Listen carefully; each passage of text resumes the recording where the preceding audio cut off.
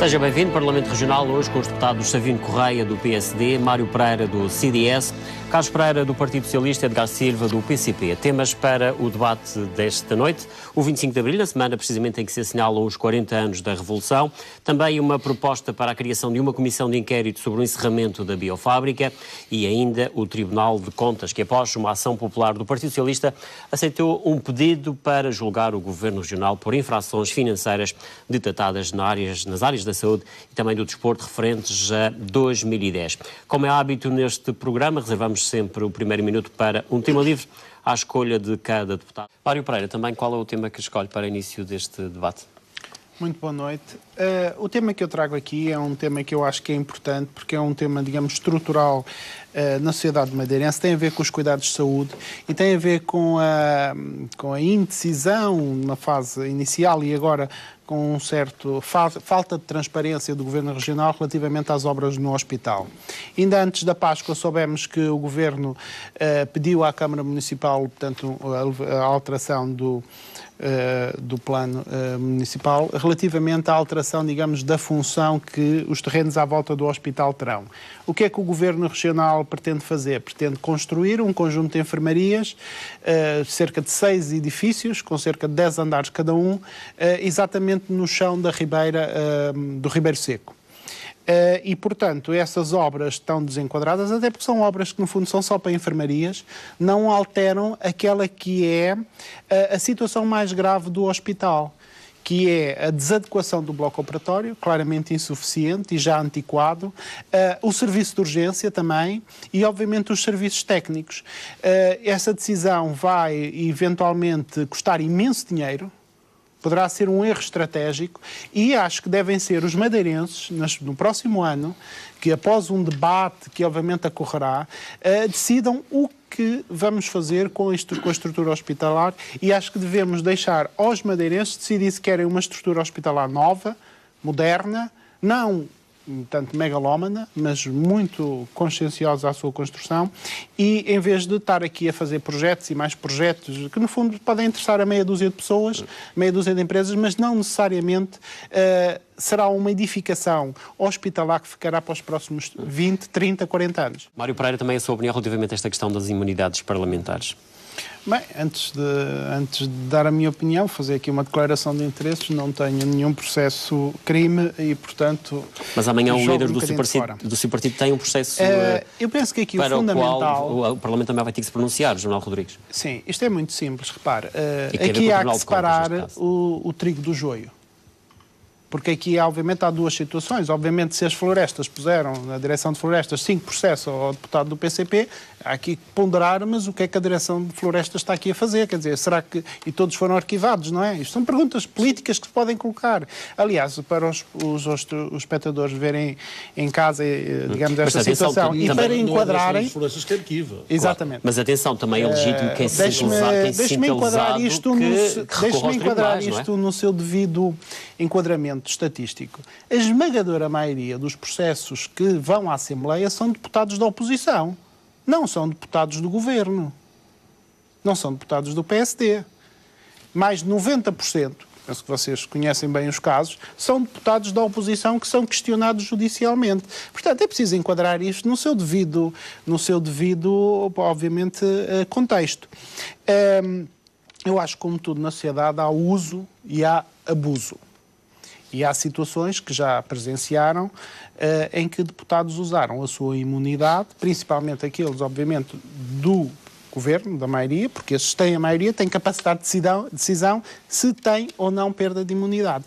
Eventualmente com o uso menos lícito dessa imunidade. A imunidade, como aqui foi referido, e eu penso que isto é preciso também lá em casa perceberem, é uma imunidade para crimes relativamente com uma moldura penal pequena, ou seja, há 3 anos. Não é para homicídios nem nada disso e outras situações menos lícitas. Obviamente, o que estamos aqui a falar são delitos de opinião. E isto é perigoso. Porque se um deputado... Exatamente. Era perigoso se na nossa democracia um deputado que contestasse uma política, e contestasse, como diz o deputado Carlos Pereira, com alguma veemência, passasse o resto da vida em tribunal a justificar essa sua posição política. Eu acho que aqui tem que haver... E, obviamente... Não, mas isto não dá origem a processo nenhum. Tem a ver. Veja o caso do deputado Carlos Pereira, que manifestou a sua opinião sobre a estratégia governativa relativamente à contratação do Atalaia e, portanto, tem que haver aqui um bom senso. Um tipo de crime, não é? Não é por facto só de emitir uma opinião. Bom, vamos então avançar para outros assuntos. Acima de tudo tem que haver bom senso. E deixe-me referir aqui uma situação. A primeira comissão parlamentar, que é a comissão parlamentar que gere estes assuntos, chegou a um consenso, por unanimidade entre todos os deputados, que era criar critérios para este levantamento de imunidade. E estava decidido que, segundo esses critérios, todos os casos que foram hoje a votação na Assembleia deveriam não levantar a imunidade. E o PSD recuou, não cumpriu o que prometeu na Comissão, eventualmente dirá o deputado do PSD que presidia a Comissão que não teve não no grupo parlamentar. Portanto, não é totalmente garantido que fossem só os deputados do PSD. Repare, jornalista, mas... podemos tirar, mas não é? Não vivemos no país não vivemos no país da Alice... Se não fosse secreta, a votação senão não tinha sentido ser secreta, não é? Como é óbvio, mas repare uma coisa, estamos aqui a falar de interesses que obviamente penalizam deputados da oposição, não foram certamente os interessados que votaram num dado sentido, quer dizer, é preciso também ter aqui um bocadinho de racionalidade. Vamos então avançar para uma outra questão que teve a ver também com o assunto que passou pela Assembleia Geral, que teve a ver com uma proposta do CDS, a criação de uma comissão de inquérito ao encerramento da biofábrica. A fábrica na Madeira, que era conhecida mais pela fábrica das moscas e que, enfim, que já funcionou durante algum tempo, tinha por objetivo, digamos, quase que erradicar o problema do bicho da fruta, enfim, traduzindo para linguagem mais simples, acabou por não resolver essa questão e agora encerrou. O CDS queria saber por que razões. Sim, isto é uma iniciativa do CDS. Repara, nós como deputados, representantes do povo da Madeira, deputados, no caso da oposição, cabe-nos basicamente não só propor alternativas à governação, mas também fiscalizar essa governação. O que estamos aqui a fazer com esta proposta, que aliás o PSD já recusou, é fiscalizar a atividade governativa. Para os telespectadores lá em casa perceberem um bocadinho, vamos lá ver. Há aqui uma praga, que toda a gente conhece, a praga tanto da mosca, da fruta, uma variante mediterrânica que existe aqui na região. E a ideia, do ponto de vista científico, era o seguinte: vamos arranjar moscas, machos, a quem vamos retirar a capacidade de se reproduzir e vamos largar uma grande quantidade de moscas no sentido de, no fundo, destruir o crescimento da população. Os acasalamentos que surgissem daí não eram reprodutivos? Não eram reprodutivos, então a quantidade de mosca diminuía substancialmente e, portanto... Era um bom princípio, não é? Era um bom princípio e no sentido em que permitia não usar tanto inseticida, e, portanto, tínhamos uma fruta de melhor qualidade, com menos material estragado e, obviamente, com menos uso de produtos químicos. Mas o Governo, quando em 1993 pensou fazer isto e depois concretizou em 98, usando um conjunto significativo de fundos comunitários, não fez talvez os estudos, digamos, de custo-benefício, de modo que este processo arrastou-se. Também houve uma má explicação em relação aos agricultores. Houve alturas em que os agricultores quase que só punham frontalmente e talvez com pouco esclarecimento em relação a esta situação. A questão que se coloca aqui, de facto, o CDS não conseguiu perceber, enfim, o encerramento, não conseguiu perceber a eficácia, no fundo, daquilo que se propõe à fábrica. O próprio secretário, na altura, portanto, da tutela, achou que o atual sistema não estava a funcionar e propôs a privatização. E tentou um conjunto de alternativas, até não só a privatização, mas como a internacionalização, portanto, a exportação desses tais portanto, agentes das moscas, no sentido de serem comprados por outros países e usados, digamos, na produção hortícola de outros países. Mas nada disto resultou. Nem a privatização.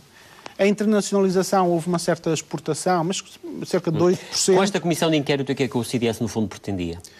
Saber se estes milhões todos de euros que foram gastos nesta utilidade foram corretamente usados, se os procedimentos dos diferentes intervenientes na matéria foram os mais corretos e, do ponto de vista pedagógico, saber se vale a pena investir mais, digamos, neste tipo de atividade ou simplesmente esquecer, foi um caso que correu mal.